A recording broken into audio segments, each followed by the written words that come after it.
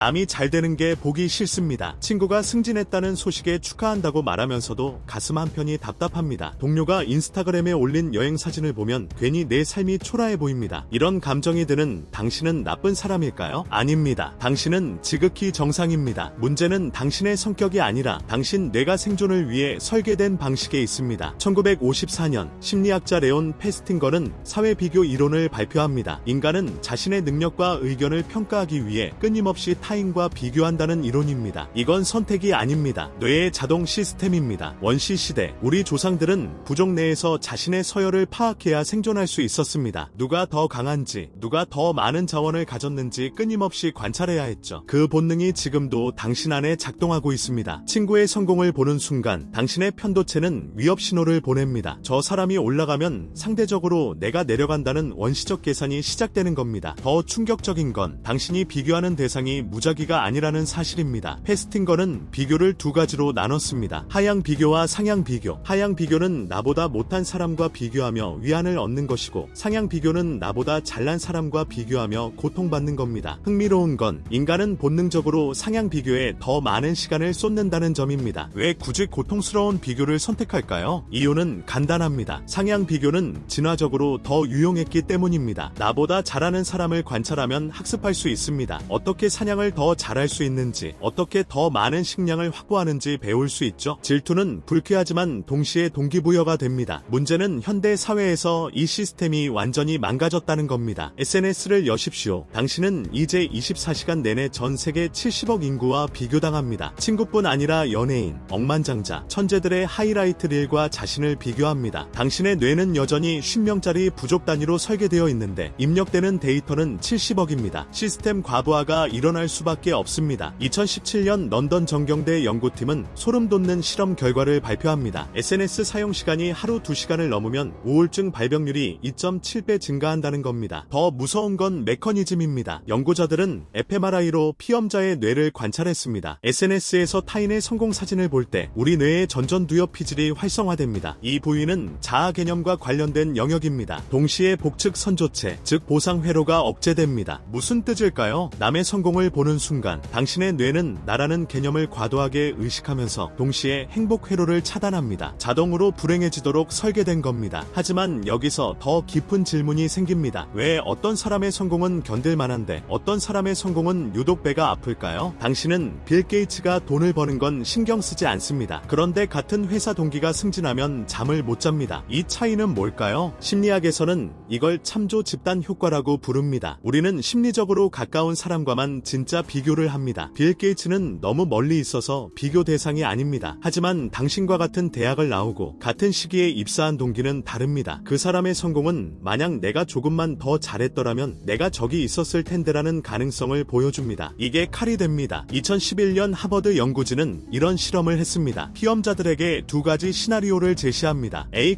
당신은 연봉 5만 달러를 받고 주변 사람들은 2만 5천 달러를 받습니다. B: 당신은 연봉 10만 달러를 받고 주변 사람들은 25만 달러를 받습니다. 어느 쪽을 선택하겠습니까? 놀랍게도 56%가 A를 선택했습니다. 절대적 소득이 절반인데도 상대적으로 우위에 있는 쪽을 택한 겁니다. 인간은 절대적 성공보다 상대적 서열에 더 민감하게 반응합니다. 당신이 괴로운 이유는 돈이 없어서가 아닙니다. 친구가 나보다 더 많이 가졌기 때문입니다. 이건 논리가 아니라 본능입니다. 그렇다면 해결책은 비교를 멈추는 것일까요? 불가능합니다. 2020년 MIT 신경과학 연구소는 뇌 스캔 실험에서 증명했습니다. 인간의 뇌는 0.3초마다 자동으로 주변과 자신을 비교합니다. 의식하지 않아도 일어나는 무의식 프로세스입니다. 비교하지 말자고 다짐하는 건 심장 뛰지 말자고 명령하는 것만큼 무의미합니다. 비교는 멈출 수 없습니다. 그렇다면 우리는 평생 이 고통 속에서 살아야 할까요? 아닙니다. 여기서 반전이 시작됩니다. 문제는 비교 그 자체가 아니라 비교의 방향이었습니다. 당신은 지금까지 잘못된 방향으로 비교하고 있었습니다. 심리학자 엘버트 반두라는 1986년 자기 효능감 이론을 발표하면서 핵심을 짚었습니다. 같은 상향 비교라도 그 사람의 결과를 보느냐, 과정을 보느냐에 따라 효과가 정반대가 됩니다. 친구가 승진했다는 소식을 들었을 때 당신은 무엇을 봅니까? 승진이라는 결과만 봅니다. 그 결과와 당신의 현재를 비교하며 괴로워합니다. 하지만 만약 당신이 보는 게 그 친구가 3년간 매일 새벽 6시에 출근하며 쌓은 과정이라면 이야기가 달라집니다. 반두라의 실험에서 피험자들은 사람들을 두 그룹으로 나눴습니다. A그룹에게는 성공한 사람의 성취를 보여줬고 B그룹에게는 같은 사람의 노력 과정을 보여줬습니다. 결과는 극명했습니다. A그룹은 자존감이 하락했고 B그룹은 동기부여가 상승했습니다. 똑같은 사람을 봤는데 결과가 반대입니다. 이유는 간단합니다. 결과만 보면 그건 나와 상관없는 저 사람의 것입니다. 하지만 과정을 보면 그건 내가 배울 수 있는 정보로 전환됩니다. 뇌의 반응이 완전히 바뀝니다. 전전두엽 피질이 과활성화가 줄어들고 대신 배회 측 전전두엽 피질이 활성화됩니다. 이 부위는 목표 설정과 계획 수립을 담당합니다. 질투가 학습으로 전환되는 순간입니다. 하지만 현실에서 이게 쉽지 않습니다. 왜냐하면 사람들은 자신의 과정을 잘 보여주지 않기 때문입니다. 특히 SNS에서는 결과만 큐레이션 됩니다. 승진 소식, 여행 사진, 행복한 순간만 올라옵니다. 그 뒤에 불안, 실패, 좌절은 보이지 않습니다. 당신은 남의 하이라이트와 자신의 비하인드를 비교하고 있는 겁니다. 이건 애초에 공정한 게임이 아닙니다. 2019년 스탠포드 연구팀은 이걸 하이라이트릴 신드롬이라고 명명했습니다. 피험자 300명에게 SNS 게시물과 함께 이 게시물이 올라가기까지의 실패와 노력을 같이 보여줬습니다. 예를 들어 멋진 몸매 사진 아래에 이 사진을 찍기 위해 47번 포즈를 바꿨고 조명을 3시간 조정했으며 보정 앱을 사용했다는 정보를 함께 제공한 겁니다. 결과는 놀라웠습니다. 피험자들의 자존감 하락이 83% 감소했습니다. 과정이 보이는 순간 질투는 현실감으로 바뀝니다. 그렇다면 답은 명확합니다. 당신이 해야 할 일은 비교를 멈추는 게 아니라 비교의 초점을 바꾸는 겁니다. 남의 결과가 아니라 과정을 보십시오. 그리고 더 중요한 건 당신 자신의 비교 대상을 바꾸는 겁니다. 지금까지 당신은 나와 은함을 비교했습니다. 이제는 어제의 나와 오늘의 나를 비교하십시오. 심리학자 캐럴 드웩은 이걸 성장 마인드셋이라고 불렀습니다. 2006년 그녀의 연구는 20년간 수천 명을 추적했습니다. 결과는 분명했습니다. 타인과 비교하는 사람들은 장기적으로 성취도가 정체되었고 과거의 자신과 비교하는 사람들은 지속적으로 성장했습니다. 이유는 간단합니다. 타인은 통제할 수 없지만 어제의 나는 통제 가능한 변수이기 때문입니다. 당신이 동료와 자신을 비교할 때 변수가 너무 많습니다. 그 사람의 집안 배경, 운, 타고난 재능, 만난 사람들, 당신이 통제할 수 없는 요소들입니다. 이 비교는 당신을 무력하게 만듭니다. 하지만 1년 전의 당신과 지금을 비교하면 모든 변수가 동일합니다. 유일한 차이는 당신의 선택과 노력입니다. 이 비교는 당신에게 힘을 줍니다. 그런데 여기서 또 다른 함정이 기다립니다. 어떤 사람들은 과거의 자신과 비교하다가 오히려 더 괴로워집니다. 작년에 나는 더 열심히 살았는데 지금의 나는 퇴보했어. 이런 생각이 드는 순간 자기 비교마저 독이 됩니다. 왜 이런 일이 벌어질까요? 문제는 비교의 기준에 있습니다. 당신은 지금 무엇을 기준으로 성장을 측정하고 있습니까? 대부분의 사람들은 눈에 보이는 성취만 셉니다. 연봉, 직급, 외모, 소유물. 하지만 진짜 성장은 보이지 않는 곳에서 일어납니다. 2015년 펜실바니아 대학 심리학과는 비가시적 성장 지표를 연구했습니다. 1000명의 직장인을 대상으로 실험했습니다. 절반에게는 전통적 성취 지표로 자신을 평가하게 했고 나머지 절반에게는 감정 조절 능력, 회복 탄력성, 관계의 질 같은 비가시적 지표로 평가하게 했습니다. 6개월 후 후자 그룹의 삶의 만족도가 41% 더 높았습니다. 흥미로운 건 객관적 성취는 두 그룹이 비슷했다는 점입니다. 차이는 무엇을 성장으로 보는가였습니다. 당신이 1년 전보다 연봉이 오르지 않았을 수 있습니다. 하지만 1년 전에 당신은 상사의 부당한 지적에 밤새 울었고 지금의 당신은 냉정하게 대처할 수 있습니다. 이게 성장 아닙니까? 1년 전에 당신은 거절을 두려워했고 지금의 당신은 노라고 말할 수 있습니다. 이게 진보 아닙니까? 문제는 우리 사회가 이런 성장을 성장으로 인정하지 않는다는 겁니다. 이력서에 쓸 수 없으니까요. 하지만 뇌과학은 정반대로 말합니다. 유콜의 신경과학 연구소의 2018년 연구에 따르면 감정 조절 능력의 향상은 뇌의 구조적 변화를 동반합니다. 편도체와 전전두엽 사이의 연결이 강화됩니다. 이건 물리적 변화입니다. 반면 직급 상승이나 연봉 인상은 뇌 구조를 바꾸지 않습니다. 단지 일시적인 도파민 분비만 일으킬 뿐입니다. 어느 것이 진짜 성장입니까? 당신의 뇌를 물리적으로 업그레이드하는 것과 명함에 직함 하나 추가되는 것 중에서요. 답은 명백합니다. 하지만 당신은 계속 후자만 세고 있었습니다. 그러니 비교할 때마다 괴로운 겁니다. 이제 관점을 바꿔야 합니다. 당신이 측정해야 할 건 가시적 성취가 아니라 내적 역량의 확장입니다. 심리학에서는 이걸 역량 기반 자아상이라고 부릅니다. 2012년 하버드 비즈니스 스쿨의 연구에서 두 그룹의 MBA 학생들을 비교했습니다. A그룹은 내가 얻은 것으로 자신을 정의했고 B그룹은 내가 할 수 있게 된 것으로 자신을 정의했습니다. 10년 후 추적 조사에서 B그룹의 평균 성취도가 더 높았습니다. 더 놀라운 건 B그룹의 우울증 발병률이 A그룹의 3분의 1이었다는 있다는 점입니다. 이유는 명확합니다. 얻은 것은 빼앗길 수 있지만 할 수 있게 된 것은 영원히 당신 것이기 때문입니다. 직급은 구조조정으로 사라질 수 있습니다. 돈은 경제 위기로 증발할 수 있습니다. 하지만 당신이 습득한 경청 능력, 문제 해결 능력, 감정 조절 능력은 아무도 빼앗을 수 없습니다. 이게 진짜 자산입니다. 그런데 여기서 가장 중요한 질문이 남았습니다. 왜 우리는 이렇게 명백한 진실을 알면서도 여전히 남과 비교하며 고통받을까요? 왜 논리적으로 이해했는데도 친구의 인스타그램을 보면 가슴이 답답할까요? 이유는 당신이 약해서가 아닙니다. 당신의 뇌에는 비교를 멈출 수 없게 만드는 또 다른 시스템이 작동하고 있기 때문입니다. 신경경제학자 폴 잭은 2016년 충격적인 실험을 진행했습니다. 피험자들에게 fMRI 안에서 타인의 성공 소식을 들려줬습니다. 그 순간 뇌에서 옥시토신이 분비되었습니다. 옥시토신은 사랑의 호르몬이라고 불리는 물질입니다. 왜 남의 성공을 보는데 사랑 호르몬이 나올까요? 역설적이지만 이유가 있습니다. 옥시토신은 사회적 유대를 강화하는 동시에 집단 내 서열 의식을 강화합니다. 남의 성공을 인식하는 순간 당신의 뇌는 자동으로 이 사람과의 관계를 재평가하기 시작합니다. 그리고 동시에 코르티솔, 스트레스 호르몬이 분비됩니다. 이 조합이 무엇을 의미할까요? 당신의 뇌는 비교를 통해 사회적 위치를 파악하면서 동시에 그 과정에서 스트레스를 받도록 설계되어 있다는 겁니다. 이건 버그가 아닙니다. 기능입니다. 원시 시대의 이 시스템은 생존에 필수적이었습니다. 스트레스는 당신을 더 경쟁적으로 만들었고 그래서 도태되지 않을 수 있었습니다. 하지만 지금은 이 시스템이 당신을 끝없는 불안으로 몰아넣습니다. 더 소름 돋는 사실이 있습니다. 2020년 스탠포드 신경과학연구소는 비교 중독이라는 개념을 제시했습니다. 연구진은 SNS 사용자들의 뇌를 장기간 스캔했습니다. 놀랍게도 타인과 자신을 비교할 때마다 측좌액에서 도파민이 분비되었습니다. 측좌액은 중독과 관련된 뇌 부위입니다. 코카인을 투여했을 때 활성화되는 바로 그 부위입니다. 무슨 뜻일까요? 당신이 남과 비교하며 고통받는 그 순간 동시에 당신의 뇌는 쾌락을 느끼고 있다는 겁니다. 비교는 고통스럽지만 동시에 중독성이 있습니다. 마치 혀를 대는 뜨거운 음식을 계속 먹게 되는 것처럼 당신은 자신을 아프게 하는 비교를 멈출 수 없습니다. 이게 진짜 문제의 핵심입니다. 비교는 의지의 문제가 아니라 중독의 문제입니다. 그렇다면 중독에서 벗어나려면 어떻게 해야 할까요? 중독 치료의 첫 단계는 트리거를 파악하는 겁니다. 당신은 언제 비교 중독이 발동됩니까? 대부분의 사람들은 자신이 불안할 때, 외로울 때, 지루할 때 비교를 시작합니다. 2018년 MIT 미디어랩의 연구는 이를 증명했습니다. 피험자들에게 하루 종일 감정 상태를 기록하게 하고 동시에 스마트폰 사용 패턴을 추적했습니다. 결과는 명확했습니다. 부정적 감정 상태일 때 SNS 접속 빈도가 3.7배 증가했습니다. 그리고 SNS를 사용한 후 부정적 감정이 더 악화되었습니다. 악순환입니다. 외로워서 인스타그램을 켰는데 거기서 행복해 보이는 사람들을 보고 더 외로워집니다. 그래서 더 스크롤을 내립니다. 더 비교합니다. 더 불행해집니다. 이게 현대인의 일상입니다. 중독을 끊으려면 이 사이클을 인식해야 합니다. 심리학에서는 이걸 메타인지적 자각이라고 부릅니다. 감정을 느끼는 동시에 내가 지금 그 감정을 느끼고 있다는 걸 아는 능력입니다. 다음번에 당신이 SNS를 열려는 순간 3초만 멈추십시오. 그리고 자신에게 물으십시오. 나는 지금 무엇을 느끼고 있는가? 외로운가? 불안한가? 지루한가? 이 질문만으로도 자동 반응이 끊깁니다. 유시 버클리의 2019년 연구에서 이 간단한 개입만으로 SNS 사용 시간이 평균 32% 감소했습니다. 그리고 더 중요한 건 사용 시간이 줄어든 게 아니라 목적 없는 사용이 줄어들었다는 점입니다. 피험자들은 여전히 SNS를 사용했지만 중독적 스크롤 대신 의도적 사용으로 전환되었습니다. 친구에게 메시지를 보내거나 특정 정보를 검색하는 식으로요. 차이가 뭘까요? 전자는 수동적 소비고 후자는 능동적 행동입니다. 수동적 소비는 비교를 부릅니다. 타임라인을 무작위로 흘러가는 정보에 당신이 반응합니다. 반면 능동적 행동은 당신이 주도권을 줍니다. 당신이 원하는 것을 찾고 당신이 원하는 사람과 소통합니다. 이 작은 차이가 뇌의 활성화 패턴을 완전히 바꿉니다. 수동적 소비를 할 때는 디폴트 모드 네트워크가 활성화됩니다. 이 네트워크는 자기 참조적 사고, 즉 나에 대한 생각과 걱정을 담당합니다. 반면 능동적 행동을 할 때는 과제 양성 네트워크가 활성화됩니다. 이건 목표 지향적 사고를 담당합니다. 같은 앱을 사용해도 뇌는 완전히 다른 모드로 작동하는 겁니다. 그렇다면 해결책은 명확합니다. SNS를 끊을 필요는 없습니다. 사용 방식을 바꾸면 됩니다. 타임라인을 수동적으로 스크롤하는 대신 능동적으로 소통하십시오. 누군가의 게시물을 보고 부러워하는 대신 직접 메시지를 보내십시오. 축하해. 어떻게 해낸 거야? 라고 물으십시오. 이 순간 당신의 역할이 바뀝니다. 구경꾼에서 참여자로, 수동에서 능동으로. 2021년 하버드 공중보건대학원은 이를 관계적 SNS 사용이라고 명명했습니다. 했습니다. 1200명을 대상으로 6개월간 실험했습니다. 절반은 기존대로 SNS를 사용하게 했고 절반은 게시물을 볼 때마다 댓글이나 메시지로 반응하기라는 규칙을 부여했습니다. 후자 그룹의 우울감이 47% 감소했습니다. 더 흥미로운 건 SNS 사용 시간은 오히려 증가했다는 점입니다. 하지만 그 시간의 질이 달라졌습니다. 비교의 시간이 연결의 시간으로 전환된 겁니다. 하지만 여기서 또 다른 함정이 있습니다. 어떤 사람들은 이 조언을 듣고 억지로 댓글을 답니다. 축하해라고 타이핑하면서도 속으로는 여전히 질투합니다. 이건 또 다른 고통입니다. 가짜 축하는 진짜 축하보다 더 당신을 소진시킵니다. 왜냐하면 감정 노동이 추가되기 때문입니다. 질투를 느끼면서 동시에 그걸 숨기고 반대로 행동해야 합니다. 이건 이중 고통입니다. 심리학자 아리 크루글란스키는 이를 인지 부조화의 이중 부담이라고 설명했습니다. 2017년 그의 연구에서 피험자들에게 질투를 느끼는 상황에서 축하 메시지를 쓰게 했습니다. 그 순간 전전두엽의 에너지 소비가 급증했습니다. 뇌는 두 가지 상충되는 신호를 처리하느라 과부하 상태가 됩니다. 이런 상태가 반복되면 번아웃이 옵니다. 그렇다면 어떻게 해야 할까요? 가짜로 축하하지 말고 진짜로 축하할 수 있는 상태를 만들어야 합니다. 불가능하게 들립니까? 아닙니다. 뇌과학은 이게 가능하다고 말합니다. 핵심은 관점의 전환이 아니라 정보의 재구성입니다. 당신이 친구의 승진 소식을 들었을 때 질투를 느낀다면 그건 당신이 보고 있는 정보가 친구가 얻은 것이기 때문입니다. 하지만 만약 당신이 보는 정보가 친구가 극복한 것이라면 이야기가 달라집니다. 2019년 예일대 연구팀은 이를 실험했습니다. 피험자들에게 동일한 성공 스토리를 두 가지 방식으로 들려줬습니다. A그룹에게는 그는 이제 연봉 15만 달러를 받으며 임원으로 일합니다 라고 말했습니다. B그룹에게는 그는 7년 전부도 직전까지 갔던 프로젝트를 살려냈고 3년간 주말 없이 일했으며 두 번의 퇴사 위기를 넘겼습니다 라고 말했습니다. 둘 다 같은 사람의 이야기입니다. 하지만 A그룹은 질투를 느꼈고 B그룹은 존경을 느꼈습니다. 정보의 프레임이 감정을 결정합니다. 문제는 SNS는 항상 A 방식으로 정보를 제시한다는 겁니다. 결과만 보여주고 과정은 생략합니다. 그렇다면 당신이 해야 할 일은 명확합니다. 결과를 볼 때마다 의도적으로 과정을 상상하십시오. 저 사람은 무엇을 포기했을까? 어떤 두려움을 극복했을까? 몇 번 실패했을까? 이건 상상이 아니라 통계적 사실입니다. 모든 성공 뒤에는 평균 5.7번의 실패가 있습니다. 노스웨스턴 대학의 2020년 연구가 증명했습니다. 연구진은 수천 명의 성공 사례를 분석했습니다. 기업가, 과학자, 예술가 모두 마찬가지였습니다. 성공 하나당 평균 5번 이상 실패했습니다. 하지만 이 실패는 보이지 않습니다. 당신 눈에 보이는 건 6번째 시도의 결과뿐입니다. 이 사실을 알고 나면 비교의 감정이 달라집니다. 친구의 성공이 더 이상 저 사람은 운이 좋아 혹은 나는 뭐 하는 거지로 해석되지 않습니다. 대신 저 사람도 5번 넘어졌구나. 나도 지금 3번째쯤인가? 라는 생각이 듭니다. 경쟁에서 여정으로 프레임이 바뀝니다. 하지만 가장 어려운 질문이 남았습니다. 만약 당신이 정말로 노력했는데도 친구는 성공하고 당신은 실패했다면 과정을 봐도 자기 자신과 비교해도 여전히 현실은 냉혹합니다. 당신은 뒤처져 있습니다. 이럴 때는 어떻게 해야 할까요? 여기서 대부분의 심리학 조언은 위로로 끝납니다. 괜찮아요. 당신의 타이밍이 있어요. 하지만 이건 도움이 안 됩니다. 당신에게 필요한 건 위로가 아니라 전략입니다. 2016년 MIT 경영대학원의 연구는 충격적인 사실을 밝혔습니다. 같은 노력을 해도 결과가 다른 이유의 73%는 선택의 방향 때문이었습니다. 연구진은 1000명의 직장인을 10년간 추적했습니다. 모두 비슷한 시간과 에너지를 투자했지만 성과는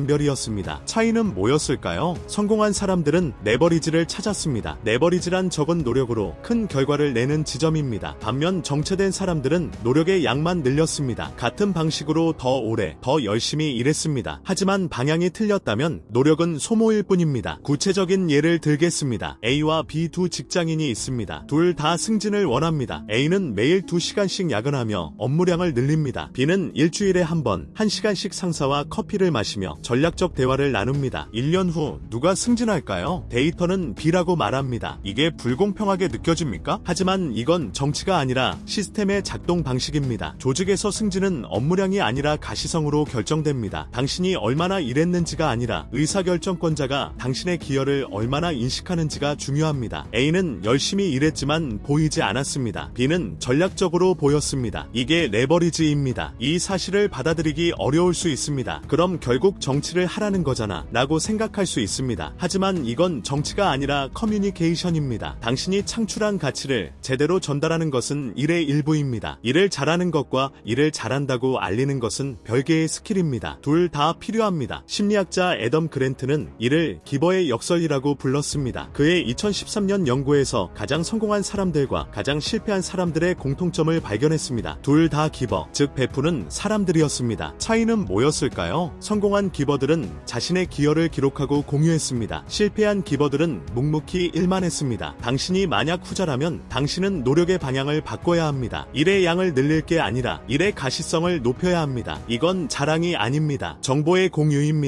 당신이 해결한 문제, 당신이 배운 교훈, 당신이 만든 변화를 팀과 공유하십시오. 이메일 한 줄, 회의에서 발언 한마디면 충분합니다. 이 작은 행동이 1년 후 완전히 다른 결과를 만듭니다. 하지만 여기서 더 근본적인 질문이 생깁니다. 왜 우리는 이런 전략적 사고를 정치라고 부르며 거부감을 느낄까요? 왜 열심히 일하기만 하면 알아서 인정받을 거라고 믿을까요? 이 순진한 믿음은 어디서 왔을까요? 답은 우리가 받은 교육 시스템에 있습니다. 학교에서 우리는 20년간 이렇게 배웁니다. 열심히 공부하면 좋은 성적을 받는다. 시험지에 정답을 쓰면 객관적으로 평가받는다. 노력과 결과가 직선으로 연결됩니다. 하지만 현실 세계는 다릅니다. 노력과 결과 사이에 인식, 타이밍, 관계, 운이라는 변수가 끼어듭니다. 2014년 프린스턴 대학 심리학과는 이를 학교 환상이라고 명명했습니다. 연구진은 신입사원 500명을 추적했습니다. 입사 첫 해 성적 우수자들이 오히려 낮은 평가를 받는 경우가 많았습니다. 이유는 그들은 혼자 열심히 일했지만 협업하거나 소통하지 않았습니다. 학교에서는 통했던 전략이 직장에서는 역효과를 낸 겁니다. 이게 당신이 뒤처진 진짜 이유일 수 있습니다. 당신이 게을러서가 아니라 틀린 게임의 규칙으로 플레이하고 있어서입니다. 마치 체스 대회에서 장기 규칙으로 두는 것과 같습니다. 아무리 실력이 좋아도 이길 수 없습니다. 룰을 먼저 바꿔야 합니다. 그렇다면 진짜 게임의 룰은 뭘까요? 하버드 비즈니스 스쿨의 2018년 연구는 성공의 공식을 이렇게 정리했습니다. 성공, 능력 곱하기 쌓인 0.3 플러스 네트워크 곱하기 쌓인 0.4 플러스 타이밍 곱하기 쌓인 0.3. 능력은 30%밖에 안 됩니다. 충격적입니까? 하지만 데이터는 거짓말하지 않습니다. 연구진은 1만 명의 경력 데이터를 분석했습니다. 동일한 능력을 가진 사람들 중에서도 성과 차이가 10배까지 벌어졌습니다. 그 차이를 만든 건 누구를 아는가, 그리고 언제 움직였는가였습니다. 당신이 아무리 뛰어나도 당신을 추천해줄 사람이 없다면 기회는 오지 않습니다. 당신이 아무리 준비되어 있어도 타이밍이 맞지 않으면 문은 열리지 않습니다. 이 사실을 받아들이면 비교의 고통이 줄어듭니다. 친구가 성공했을 때 그건 그 사람이 당신보다 뛰어나서가 아닐 수 있습니다. 그냥 그 사람의 네트워크가 당신보다 넓었거나 타이밍이 맞았을 뿐입니다. 이건 당신의 가치를 부정하는 게 아닙니다. 단지 변수가 더 많다는 사실을 인정하는 겁니다. 그렇다면 당신이 해야 할 일은 명확합니다. 능력만 키울 게 아니라 네트워크와 타이밍도 전략적으로 관리해야 합니다. 네트워크는 인맥 쌓기처럼 들리지만 실제로는 가치 교환 시스템입니다. 당신이 누군가에게 줄 수 있는 게 있을 때 관계가 시작됩니다. MIT 미디어랩의 2020년 연구는 네트워크의 작동 원리를 밝혔습니다. 연구진은 성공한 사람들의 네트워크 패턴을 분석했습니다. 공통점이 있었습니다. 그들은 먼저 주는 사람이었습니다. 하지만 무작정 주는 게 아니었습니다. 전략적으로 자신이 줄 수 있는 고유한 가치를 찾아서 제공했습니다. 예를 들어 당신이 데이터 분석을 잘한다면 누군가의 프로젝트에 무료로 인사이트를 제공할 수 있습니다. 당신이 글을 잘 쓴다면 누군가의 제안서를 검토해 줄 수 있습니다. 이건 몇 시간이면 되는 일이지만 받는 사람에게는 큰 가치입니다. 그리고 6개월 후 그 사람이 당신을 기억합니다. 기회가 생기면 당신을 떠올립니다. 이게 네트워크의 복리 효과입니다. 하지만 대부분의 사람들은 이걸 하지 않습니다. 왜냐하면 즉각적인 보상이 없기 때문입니다. 누군가를 도와줘도 당장은 아무 일도 일어나지 않습니다. 그래서 포기합니다. 하지만 네트워크는 지연된 보상 시스템입니다. 씨앗을 뿌리고 6개월, 1년, 때로는 3년을 기다려야 합니다. 스탠포드 경영대학원의 2017년 연구는 이를 추적했습니다. 가치를 먼저 제공한 사람들의 80%가 1년 이내에 예상치 못한 기회를 얻었습니다. 하지만 처음 3개월은 아무 일도 일어나지 않았습니다. 대부분의 사람들이 포기하는 시점입니다. 인내심이 네트워크의 진입장벽입니다. 그렇다면 타이밍은 어떻게 관리할까요? 타이밍은 통제할 수 없다고 생각하기 쉽습니다. 하지만 심리학은 다르게 말합니다. 타이밍은 만들어지는 겁니다. 컬럼비아 대학의 2019년 연구는 운이 좋은 사람들의 행동 패턴을 분석했습니다. 그들은 운이 좋은 게 아니었습니다. 그들은 운을 포착할 수 있는 위치에 자신을 반복적으로 배치했습니다. 구체적으로 그들은 평균적으로 일주일에 3번 이상 새로운 것을 시도했습니다. 새로운 사람을 만나거나 새로운 프로젝트를 제안하거나 새로운 장소에 갔습니다. 이 행동이 우연한 기회와 마주칠 확률을 기하급수적으로 높였습니다. 높였습니다. 반면 운이 나쁘다고 생각하는 사람들은 루틴에 갇혀 있었습니다. 같은 사람들과 같은 일을 반복했습니다. 당연히 새로운 기회가 들어올 여지가 없었습니다. 타이밍은 기다리는 게 아니라 노출의 횟수로 만드는 겁니다. 이 모든 걸 종합하면 답이 나옵니다. 당신이 남의 성공에 배 아파하는 진짜 이유는 당신이 못나서가 아닙니다. 당신이 보지 못하는 변수들이 작동하고 있기 때문입니다. 그리고 그 변수들은 통제 가능합니다. 능력뿐 아니라 네트워크와 타이밍을 전략적으로 설계하는 순간 게임이 바뀝니다. 하지만 가장 중요한 질문이 아직 남았습니다. 만약 당신이 이 모든 걸 해도 여전히 친구가 더 앞서 있다면? 만약 당신의 친구가 더 넓은 네트워크를 가졌고 더 좋은 타이밍을 잡았다면? 그때는 어떻게 해야 할까요? 여기서 가장 위험한 함정이 기다립니다. 학습된 무기력입니다. 심리학자 마틴 셀리그먼이 1967년 발견한 개념입니다. 그는 개에게 피할 수 없는 전기 충격을 반복적으로 가했습니다. 나중에 개는 피할 수 있는 상황이 되어도 시도조차 하지 않았습니다. 이미 무기력을 학습했기 때문입니다. 인간도 마찬가지입니다. 당신이 여러 번 노력했는데도 친구만 성공하는 걸 반복적으로 목격하면 뇌는 패턴을 학습합니다. 노력해도 소용없어. 이 믿음이 고착되는 순간 당신은 정말로 시도를 멈춥니다. 그리고 예언은 자기 실현됩니다. 노력하지 않으니 당연히 성공하지 못합니다. 2015년 펜실바니아 대학 연구팀은 이 패턴을 깨는 방법을 찾았습니다. 핵심은 작은 통제감의 회복이었습니다. 연구진은 무기력 상태에 빠진 피험자들에게 아주 작은 하지만 100% 통제 가능한 과제를 줬습니다. 예를 들어 매일 정확히 오전 9시에 물 한 잔 마시기. 이런 사소한 과제였습니다. 놀랍게도 2주 후 피험자들의 자기 효능감이 회복되기 시작했습니다. 뇌는 내가 약속을 지켰다는 작은 성공 경험을 축적했습니다. 이 축적이 임계점을 넘으면 더 큰 도전을 시도할 용기가 생깁니다. 무기력은 한 번에 깨지지 않습니다. 작은 통제감들이 쌓여서 서서히 무너뜨리는 겁니다. 만약 당신이 지금 무기력하다면 큰 목표를 세우지 마십시오. 대신 내일 아침에 할 수 있는 작은 약속 하나를 만드십시오. 6시 30분에 일어나기, 스마트폰 보기 전에 물 마시기, 출근길에 팟캐스트 하나 듣기, 뭐든 좋습니다. 중요한 건 크기가 아니라 성공의 확률입니다. 100% 지킬 수 있는 약속이어야 합니다. 그리고 지켰을 때 축하하십시오. 뇌에게 명확한 신호를 보내야 합니다. 나는 내가 결정한 대로 할 수 있는 사람이다. 이 신호가 반복되면 도파민 회로가 재건됩니다. UC 샌프란시스코의 2021년 연구는 이 프로세스를 fMRI로 추적했습니다. 작은 약속을 21일 연속으로 지킨 피험자들의 선조체에서 새로운 신경 연결이 생성되었습니다. 뇌가 물리적으로 변한 겁니다. 이제 당신은 비교에서 벗어날 준비가 되었습니다. 하지만 마지막으로 가장 어려운 질문이 남았습니다. 만약 당신의 친구가 정말로 당신보다 뛰어나다면? 만약 객관적으로 봐도 그 사람이 더 똑똑하고 더 매력적이고 더 운도 좋다면? 이 냉혹한 현실을 어떻게 받아들여야 할까요? 대부분의 자기계발서는 이 질문을 회피합니다. 당신도 충분히 훌륭해요 라고 위로합니다. 하지만 이건 거짓말입니다. 세상에는 서열이 있습니다. 어떤 사람은 실제로 더 뛰어납니다. 이 사실을 부정하는 건 현실 도피입니다. 진짜 답은 다른 곳에 있습니다. 2013년 스탠포드 심리학과 캐럴 드웩이 밝힌 성장 마인드셋의 진짜 의미가 여기 있습니다. 성장 마인드셋은 노력하면 뭐든 할 수 있다는 낙관론이 아닙니다. 그건 오해입니다. 진짜 의미는 이겁니다. 현재의 서열은 고정된 게 아니라 변화 가능한 일시적 상태다. 당신이 지금 친구보다 뒤처져 있다는 건 사실입니다. 하지만 그건 현재 시점의 스냅샷일 뿐입니다. 1년 후, 5년 후의 스냅샷은 다를 수 있습니다. 변수는 당신이 지금부터 무엇을 하느냐입니다. 드웩의 연구는 20년간 수천 명을 추적했습니다. 초기에 뒤처졌던 사람들 중 일부는 10년 후 앞섰습니다. 차이는 뭐였을까요? 그들은 서열을 부정하지 않았습니다. 대신 서열을 정보로 사용했습니다. 내가 뒤처진 이유가 뭐지? 저 사람이 가진 걸 내가 배울 수 있을까? 이렇게 질문했습니다. 이게 핵심입니다. 비교를 비난으로 해석하지 말고 데이터로 해석하십시오. 친구가 당신보다 프레젠테이션을 잘한다면 그건 당신이 형편없다는 뜻이 아닙니다. 당신이 배워야 할 스킬이 프레젠테이션이라는 정보입니다. 동료가 당신보다 빨리 승진했다면 그건 당신이 무능하다는 뜻이 아닙니다. 당신이 놓치고 있는 변수가 있다는 신호입니다. 비교는 고통이 아니라 피드백입니다. 이 관점 전환이 일어나는 순간 질투는 호기심으로 바뀝니다. 저 사람은 어떻게 저렇게 하지? 이 질문은 당신을 소진시키지 않습니다. 오히려 에너지를 줍니다. 뇌의 보상 회로가 다시 작동하기 시작합니다. 유크렐 신경과학 연구소의 2020년 실험이 이를 증명했습니다. 피험자들에게 타인의 성공을 보여주면서 한 그룹에게는 이 사람은 왜 성공했을까? 라는 질문을 던지게 했습니다. 다른 그룹에게는 아무 질문도 하지 않았습니다. 질문을 받은 그룹은 복축 피계부, 즉 학습과 동기부여를 담당하는 뇌 부위가 활성화되었습니다. 질문이 없었던 그룹은 편도체만 활성화되었습니다. 같은 자극, 다른 질문, 완전히 다른 뇌 반응입니다. 당신에게 필요한 건 긍정적 사고가 아닙니다. 올바른 질문입니다. 다음번에 누군가의 성공을 보고 배가 아플 때 3초만 멈추고 이렇게 물으십시오. 이 사람은 내가 모르는 무엇을 알고 있을까? 이 질문 하나가 고통을 학습으로 전환합니다. 하지만 여기서 가장 위험한 함정이 하나 더 남아 있습니다. 어떤 사람들은 이 조언을 듣고 과도하게 분석에 빠집니다. 성공한 사람들의 인터뷰를 찾아보고 책을 읽고 강의를 듣습니다. 그런데 정작 자신은 아무것도 하지 않습니다. 분석 마비입니다. 2018년 코넬 대학 심리학과는 이를 대리 성취 증후군이라고 명명했습니다. 연구진은 자기개발 콘텐츠 소비자 800명을 조사했습니다. 놀랍게도 콘텐츠 소비량과 실제 행동 변화는 역상관 관계였습니다. 자기개발 영상을 많이 볼수록 실제로는 덜 움직였습니다. 왜 이런 일이 벌어질까요? 이유는 내가 아는 것과 한 것을 구분하지 못하기 때문입니다. 당신이 성공한 사람의 이야기를 들을 때 거울 뉴런이 활성화됩니다. 마치 당신이 직접 그 경험을 하는 것처럼 뇌가 반응합니다. 도파민이 분비됩니다. 만족감을 느낍니다. 하지만 실제로는 아무것도 하지 않았습니다. 당신은 소파에 앉아서 스마트폰을 보고 있을 뿐입니다. 이게 현대의 가장 교묘한 함정입니다. 당신은 생산적이라고 느끼지만 사실은 소비하고 있을 뿐입니다. 정보는 힘이 아닙니다. 실행된 정보만이 힘입니다. 하버드 비즈니스 스쿨의 2019년 연구는 충격적인 결과를 보여줍니다. MBA 학생들에게 사업 계획을 세우게 했습니다. A그룹은 완벽한 계획을 3개월간 준비했고 B그룹은 대충 만든 계획으로 바로 실행했습니다. 1년 후 B그룹의 성공률이 2.3배 높았습니다. A그룹은 여전히 계획을 수정하고 있었습니다. 완벽을 추구하다가 타이밍을 놓친 겁니다. 반면 B그룹은 실패하고 수정하고 다시 시도하는 사이클을 이미 10번 돌렸습니다. 경험이 쌓였습니다. 실전 데이터가 모였습니다. 이게 핵심입니다. 완벽한 계획은 존재하지 않습니다. 실행 후 수정만 존재합니다. 당신이 친구의 성공 비결을 아무리 분석해도 그건 그 사람의 맥락에서 작동한 방식입니다. 당신의 맥락에서는 다를 수 있습니다. 유일한 확인 방법은 직접 해보는 겁니다. MIT 경영대학원의 2020년 연구는 이를 실행 우선의 법칙이라고 불렀습니다. 성공한 창업가 200명을 인터뷰했습니다. 공통점이 하나 있었습니다. 그들은 확신이 생겨서 시작한 게 아니었습니다. 시작하면서 확신을 만들었습니다. 순서가 반대였습니다. 대부분의 사람들은 이렇게 생각합니다. 확신이 생기면 시작할 거야. 하지만 확신은 행동의 결과이지 원인이 아닙니다. 당신이 작은 행동을 하고 작은 결과를 얻고 그게 쌓이면 확신이 생깁니다. 기다리면 영원히 안 옵니다. 그렇다면 구체적으로 무엇을 해야 할까요? 답은 간단합니다. 지금 당장 할 수 있는 가장 작은 행동 하나를 선택하십시오. 친구가 영어를 잘해서 승진했다면 내일 아침 영어 팟캐스트 하나 듣는 걸로 시작하십시오. 동료가 네트워킹을 잘한다면 오늘 링크드인에서 메시지 한 개 보내는 걸로 시작하십시오. 이게 너무 작아 보입니까? 의미 없어 보입니까? 바로 그게 핵심입니다. BJ 포그 스탠포드 교수는 2020년 행동 설계라는 개념을 발표했습니다. 그는 40년간 행동 변화를 연구했습니다. 결론은 단순했습니다. 지속 가능한 변화는 항상 작게 시작됩니다. 포그는 최소 행동이라는 개념을 제시했습니다. 너무 작아서 실패할 수 없는 행동입니다. 예를 들어 운동하고 싶다면 하루 2분 스쿼트 2개의 책 읽고 싶다면 하루 한 페이지, 명상하고 싶다면 3번 심호흡. 이게 전부입니다. 사람들은 비웃습니다. 고작 그것만 하면 뭐가 달라져. 하지만 포그의 연구에서 이 최소 행동을 20일을 유지한 사람들의 93%가 자연스럽게 행동을 확장했습니다. 스쿼트 2개가 10개가 되고 한 페이지가 한 챕터가 됩니다. 시작의 저항만 없애면 관성이 알아서 일합니다. 반면 처음부터 큰 목표를 세운 사람들은 85%가 3일 안에 포기했습니다. 의지가 약해서가 아닙니다. 저항이 너무 커서입니다. 뇌는 큰 변화를 위협으로 인식합니다. 편도체가 경보를 울립니다. 당신은 불안을 느낍니다. 미룹니다. 포기합니다. 하지만 최소 행동은 뇌를 속입니다. 이건 위협이 아니야. 그냥 2분이야. 편도체가 반응하지 않습니다. 저항 없이 실행됩니다. 그리고 실행하고 나면 뇌가 학습합니다.